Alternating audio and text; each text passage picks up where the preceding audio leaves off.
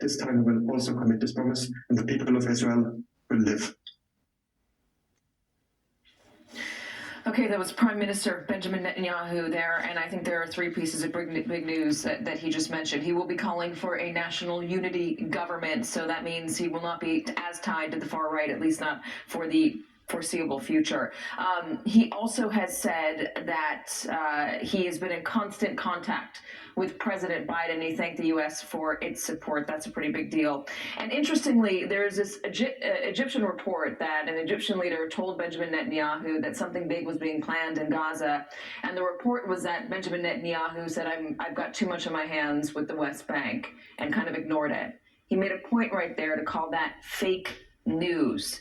Do not believe this propaganda. If true, it is something that would deeply cut into his support and his reputation as a strong leader who doesn't let things get past him, although they certainly let this get past them. Joining us now from Jerusalem is independent journalist Noga Tarnopolsky, who spent over 2 decades covering the conflict between the Israelis and the Palestinians. Noga, I had you on yesterday. I thought you were so insightful and so plugged in. So you do tell me if you heard different news there, or disagree with the way that I characterized that speech. Thank you, Katie. No, I wouldn't characterize it differently than you, but I would point out one thing. His call for a unity government is very disingenuous. As when this surprise attack was launched, the opposition leader, Yair Lapid, immediately reached out publicly and offered Netanyahu his support. In other words, offered to allow him to remain in his job as prime minister as long as he got rid of two of his most extremist, religious, nationalist ministers who have been really kind of consensus breakers in Israel.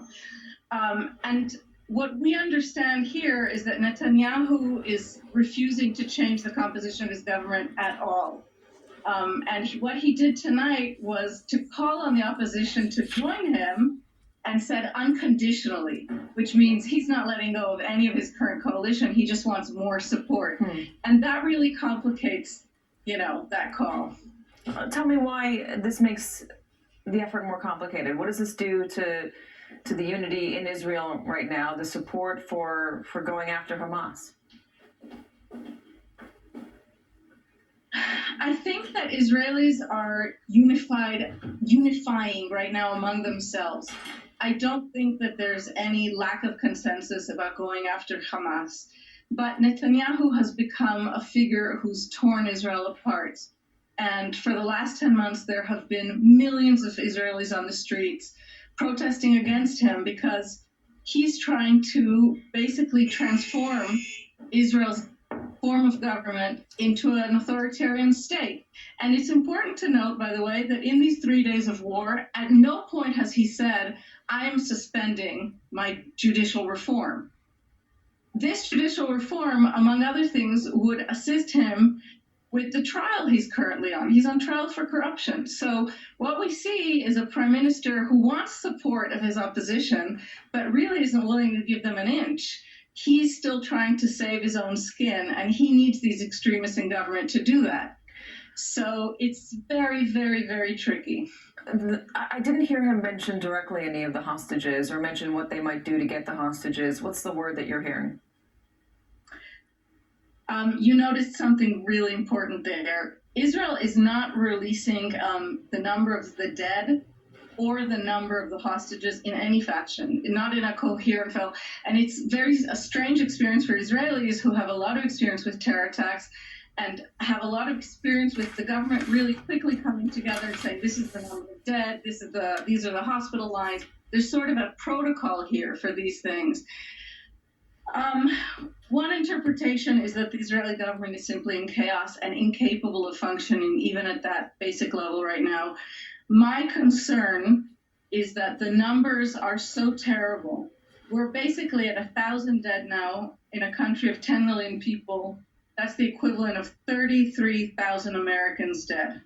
And I'm beginning to think that the government may not be releasing the numbers of the dead and of the captives because they feel that it's just too hard to take for the public right now. So he says this is just the beginning in terms of the retaliation for Gaza. What does that mean? Well, there's been a call up of 300,000 reservists. There are 4 Israeli army brigades down by the border. And 2 nights ago, he basically warned Gaza and all Gazans, all 2 million Gazans who are not themselves terrorists, that Israel was about to flatten Gaza over this terror attack. So when he says this is just beginning, what he's doing is telling the Israeli public, or he's trying to, I know how bad you're hurting, and we're going to go get the bastards who did this to you. That's what he's trying to transmit. But he's being very vague, and it is entirely possible that the Israeli government does not yet have a coherent military plan in place. Noga Tarnopolsky, thank you so much for joining us again today. I do really appreciate your insight over there, joining us from Jerusalem. Thank you.